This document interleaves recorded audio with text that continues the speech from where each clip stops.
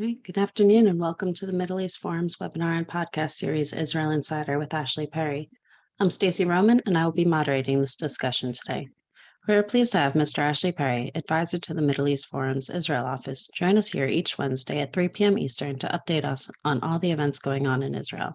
Mr. Perry will be giving us a briefing on current Israeli affairs for 15 minutes, then open it up for questions. Should you wish to ask a question, please use the Q&A box located at the bottom of your screen to type your question.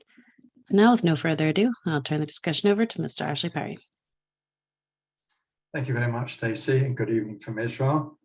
Tonight, for those who don't know, is a solemn night in Israel. It's when Israel commemorates the Holocaust. It's Yom HaShoah, Israel's Holocaust Remembrance Day, which begins at 8 o'clock Israel time with an official ceremony at Yad Vashem, Israel's official Holocaust Remembrance Museum, where usually, the most senior dignitaries, the president, prime minister, and other Israeli leaders speak, and torches are lit in memory of the 6 million who were murdered. But it's also usually a time where certain political messages are passed along. There's always an opportunity for those sort of things. When Prime Minister Netanyahu was in office, there was barely a Holocaust Remembrance Day where he didn't use it as an opportunity to bring up Iran and compare Iran and the Ayatollahs and their threats to wipe Israel off the map, comparing it with the Nazi genocide of the Jewish people, and the fact that Israel should not wait for someone to actually try and actualize their threats. The one thing that Jews say that we've learned from the Holocaust is when someone tries to murder us, we should take them at their word. Tonight, for the first time in 13 years, we had someone different speaking in the Prime Minister's speech, at least, and we had Naftali Bennett, and he delivered a speech which basically was, relatively par for the course to a certain extent about the importance of Israel, and if Israel had been there, the Holocaust wouldn't have happened. And he went into anti-Semitism. He also talked about Holocaust appropriation, trivialization, those who try and compare things to the Holocaust. We've seen quite a lot of that recently with COVID, with what's going on in Ukraine and other things going around the world. The most interesting part, let's say politically, was towards the end. He spoke for a minute or two, which I expected, about unity. Interestingly, he used the example of the fact that during the famous or infamous Warsaw Ghetto uprising, where those few Jews who were left in the Warsaw Ghetto before it was liquidated, the final few people rounded up and sent to Auschwitz, some of the Jews got together to try and fight back. They smuggled weapons in, etc., etc. It's considered one of the more heroic parts of the Holocaust. And what Naftali Bennett touched on was the fact that there were two groups working not side by side, but even against each other. There was the left-wing socialist group and there was the right-wing revisionist group.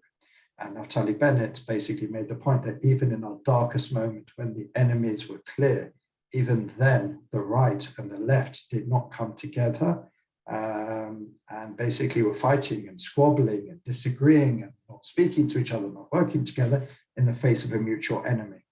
Now, the reason he chose to bring up this example was because, especially over the last couple of weeks, it's been a couple of weeks since we met because of the Passover holiday, there's been a sort of up in the ante of hostility between the coalition and the opposition, specifically between former Prime Minister Netanyahu and his supporters and Prime Minister Naftali Bennett.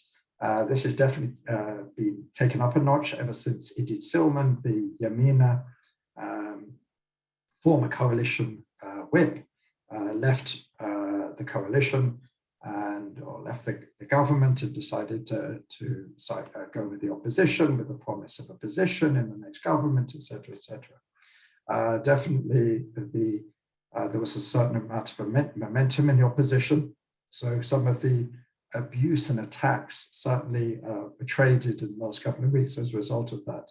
We saw earlier in the week there was a report on a major Israeli investigative news program which showed that Naftali Bennett, who's prime minister and should be sitting or should be living in the house on Balfour Street in Jerusalem, as prime ministers do, and even there's a law that the prime minister must live in Jerusalem.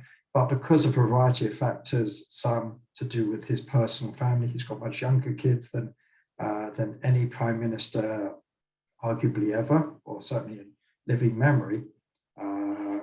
So, they don't want to upend their life as much as possible. His eldest is 16 years old, and I think he has 4 children, some of them relatively young.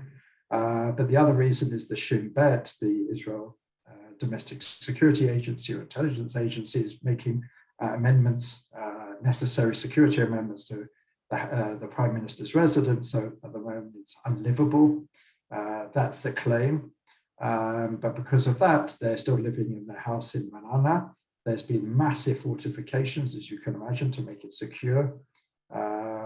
So, these sort of sums were released to the general public, and some other sort of interesting tidbits about how much money they spend.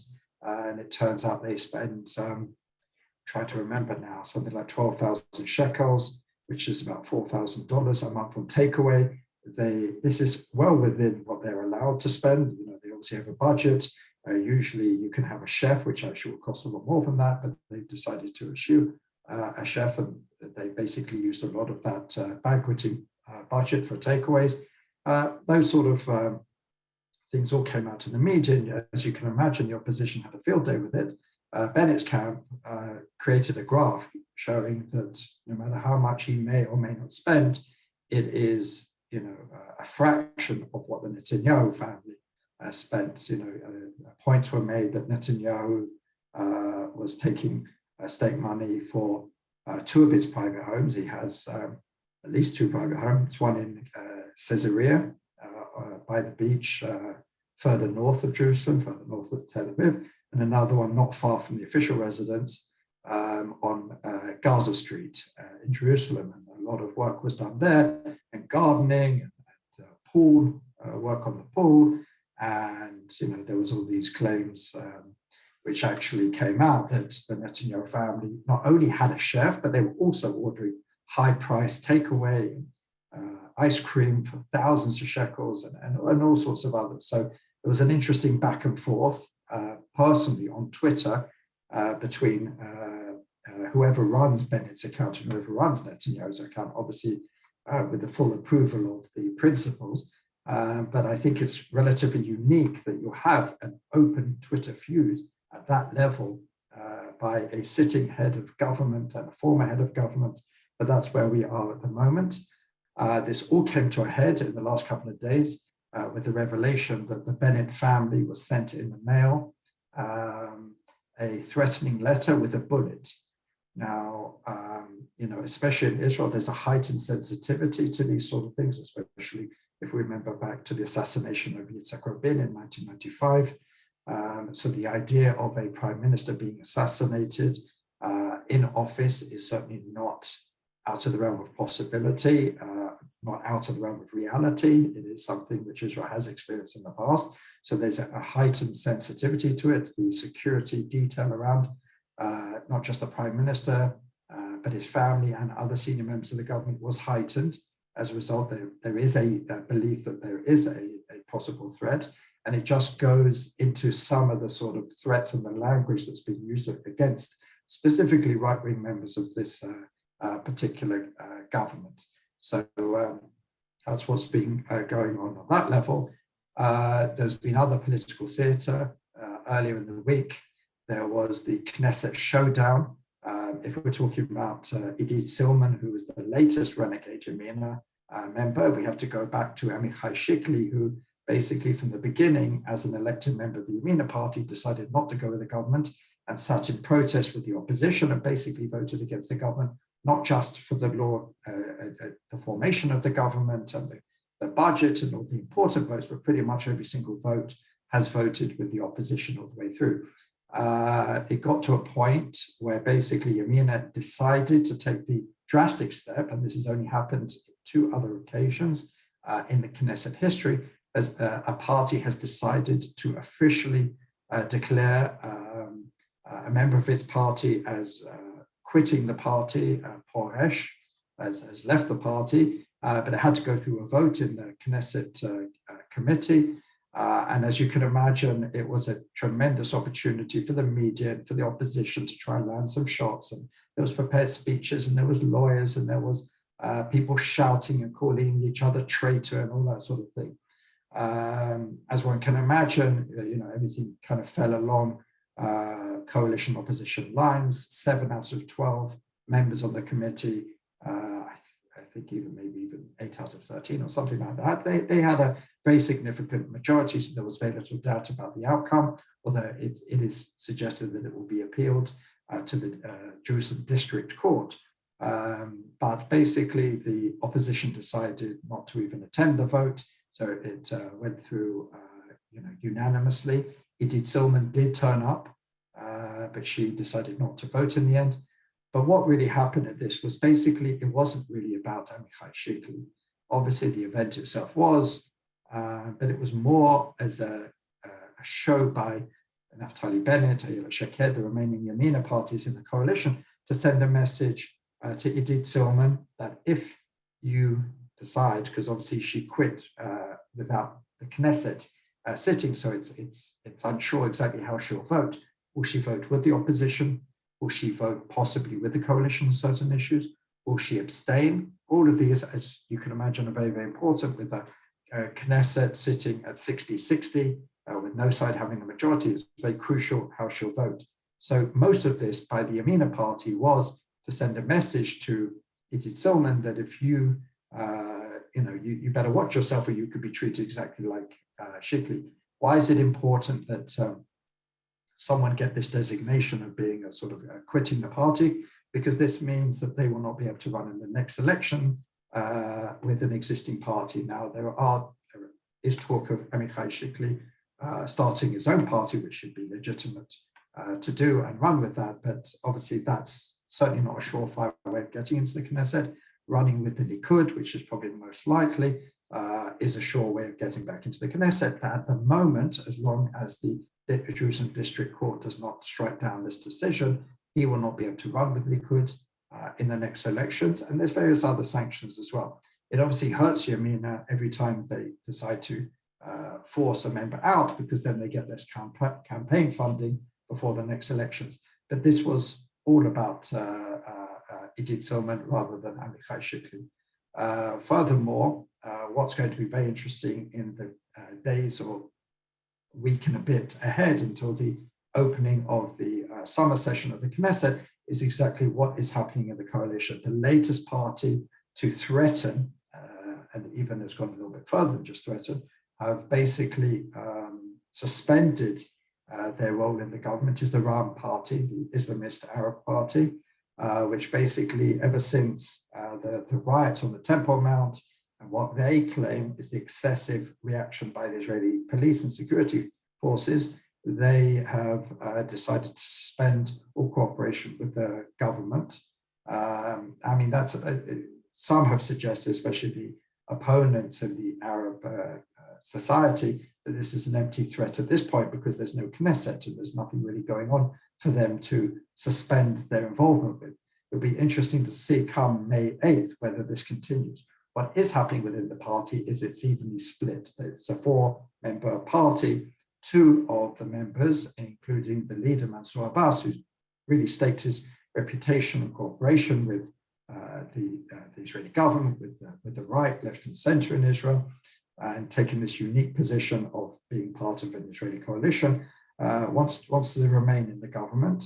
But there is another faction who basically wants to leave. It's led by Ghanaim, who is a former mayor of Sakhnin, and it is said that he probably will go back to municipal politics and run for that position again next year. So this could be a part of his saber rattling. He said, at the moment, I do not feel beholden. I'm not sure if I'm going to even return to the coalition. It's going to take a lot. He's taken a far more, he's leading the more hardline position within Ram. So it will be very interesting to see who wins out on that particular thing, because there are only days now, something like 10 or 11 days until the Knesset returns. And without Ram, this government's days are numbered even more than they were before. Finally, on the diplomatic front, it's interesting to note that Naftali Bennett and President Biden spoke, and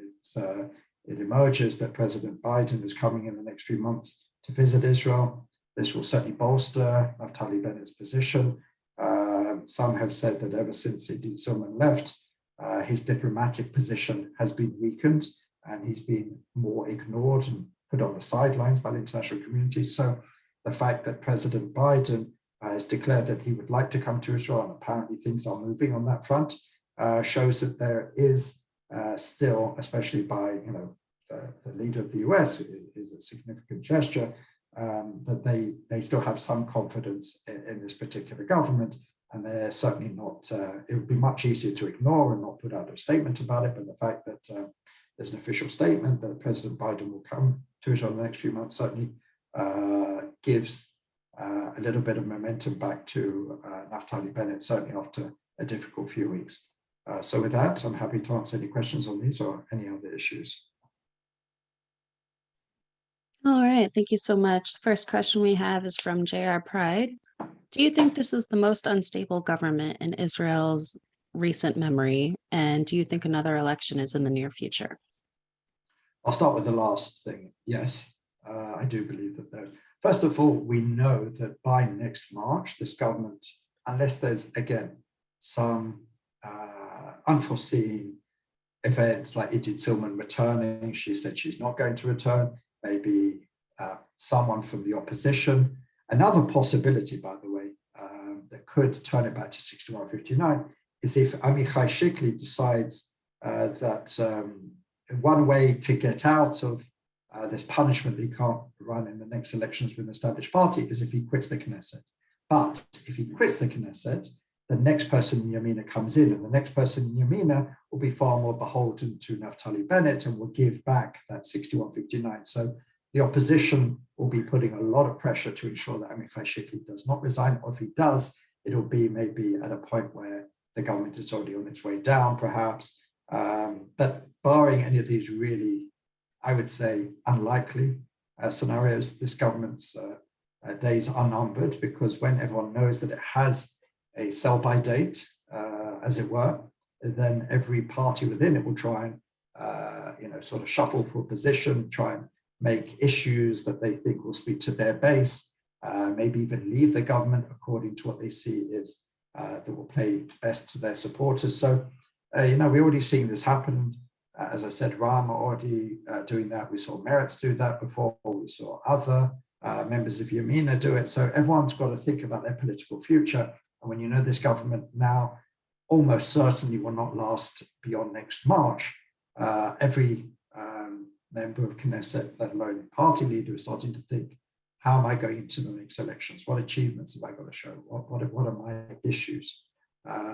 So I think these are all reasons why I don't think it's going to even reach March. It's certainly one of the least stable governments.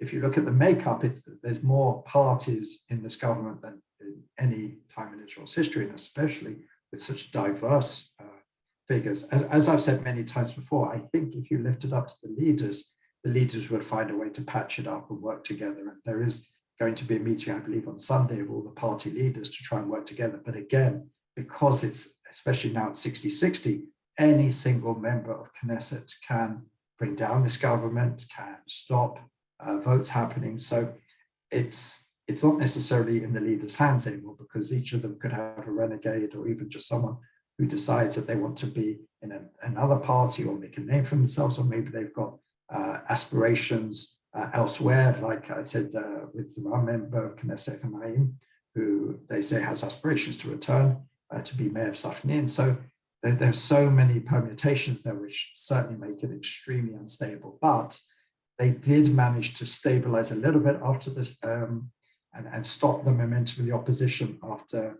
the latest Yamina MK left. It did Silman. So, it could last through the summer session.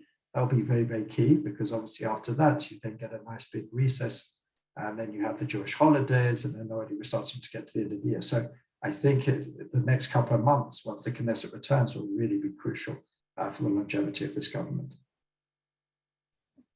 Thank you. And I know we have an entire webinar coming up on the Temple Mount, but an anonymous attendee asked, will Israel cede control of the Temple Mount to the Jordanians as per Mr. Blinken's suggestion? Well, first of all,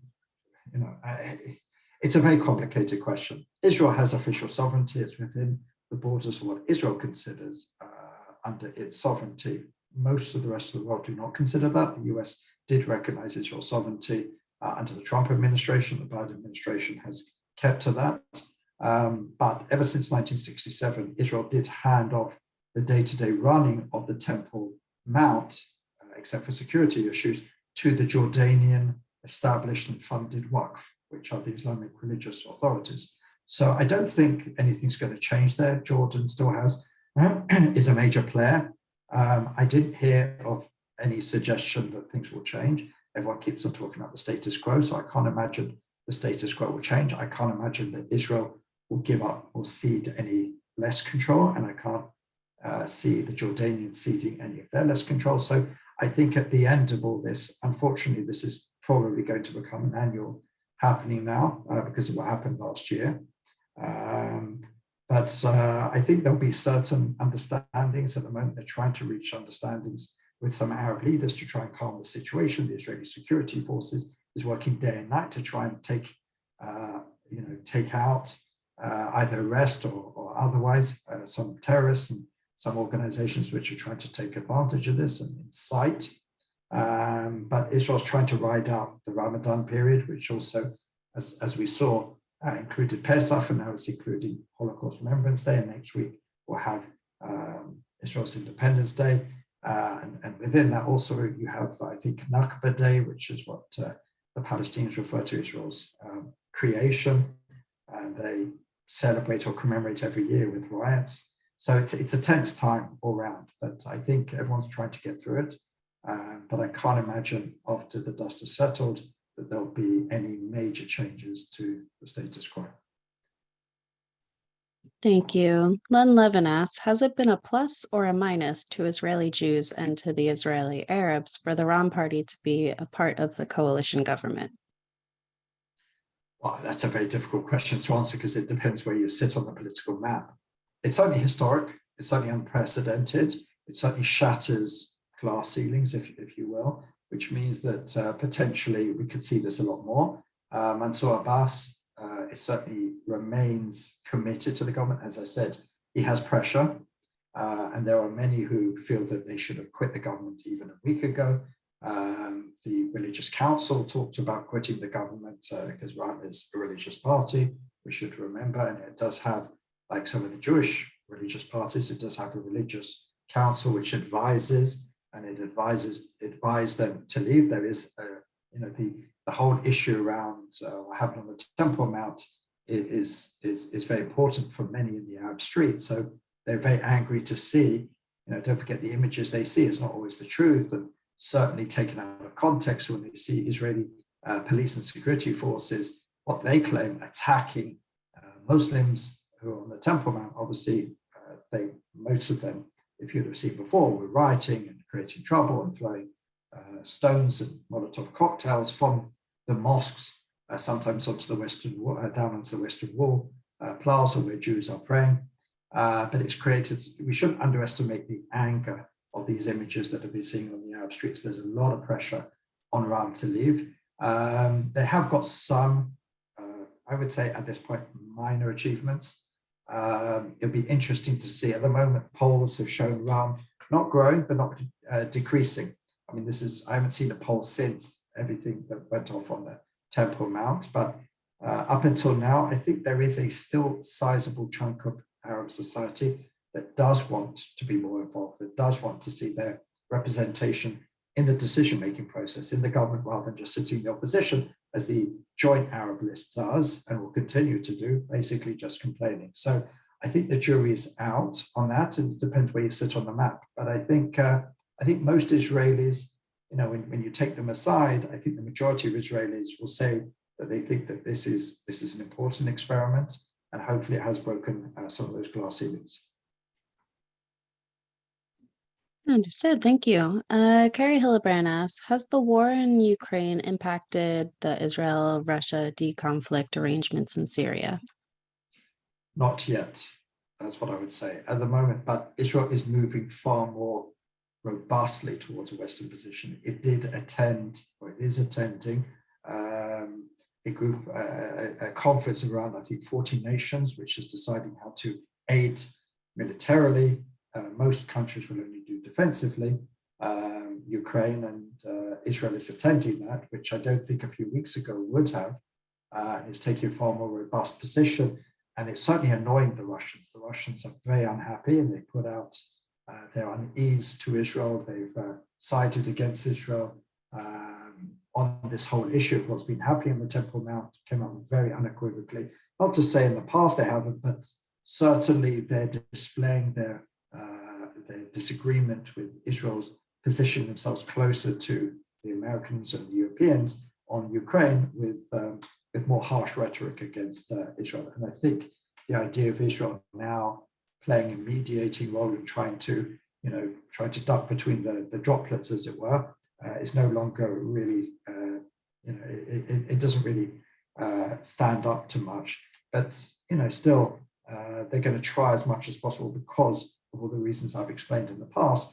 Russia is still a very important player in the region, and especially for Israel, with what's going on in Syria and even on Iran. So Israel can't be seen to take too harsh a position against Russia, quite simply because its security and safety of citizens are at stake. And we saw even, I think it was last night or the night before, that Israel continues to launch strikes against Hezbollah, against Iranian interests in Syria, and Israel needs to be able to continue that, and Russia simply allows it at this point. Whether that will continue remains to be seen, and also will be sort of tested how far the rhetoric comes from Israel and exactly what Israel supplies Ukraine at the end of the day. Thank you so much. David Levine asks, it appears that Turkey has been making a number of conciliatory gestures towards Israel in the last few weeks. Can you comment on this? Yeah, I mean, we talked about this a few weeks ago, but it seems that President Erdogan does want to turn over a new leaf. It's not because he's become a Zionist. There's inherent interests. The Turkish economy is flailing. It's basically outside America's sort of allies at this point in the region. They witness Israel's coming closer to the UAE, to Bahrain, to other major players in the region, even Egypt, which Turkey wants also to make nice with it. So they understand that they also have to make nice to Israel. So they have taken some conciliatory steps. We saw President Herzog in Ankara a few weeks ago, conversations between Prime Minister Bennett and President Erdogan. And so for the moment, it certainly is in Turkey's interest to turn over this new leaf, to reset Turkish-Israel relations. And I think that will continue in the near future. But, even by the way, I should say, even now with everything that's gone on the Temple Mount, in the past, we saw very harsh statements from Turkey. We did see criticism, that's normal and expected, but certainly not using the rhetoric that we've seen in the past. Thank you. Sorry, this is the question I meant to ask. Stephen Orlow asks, does Israel's participation in the 40-nation conference in Germany indicate a change in position regarding the supply of weapons to the Ukraine? I think what I understand is Israel is possibly going to supply things like helmets, flak jackets, and things like that, which are defensive in nature. I do not see any situation where Israel will provide offensive weapons. By the way, that's the position pretty much of every nation in the world, bar just a few. Germany has changed its position on that, Poland, and even the US to a certain extent, but bar a few countries, any country that's going to supply any sort of military equipment to Ukraine is going to be defensive in nature. And Israel, I think, will, again, really with that balancing act in mind, will supply some sort of equipment, but it will be defensive in nature because of what I just spoke about a minute ago, because of that tightrope that it needs to maintain with Russia. But certainly over the last couple of weeks, Israel has come far more towards the Western, or let's say the NATO position, far more critical of Russia and far more ready to assist Ukraine. Again, mostly defensively, but that's pretty much what most countries involved are also doing. All right. Well, thank you so much. We've come to the close of our webinar and podcast. Ashley, thank you again for taking time to update us this week. Thank you. And for our viewers and listeners, please join us Friday at 1 p.m. Eastern for a webinar with Navid Mohebi. Thank you all for joining us, and I hope you have a wonderful day.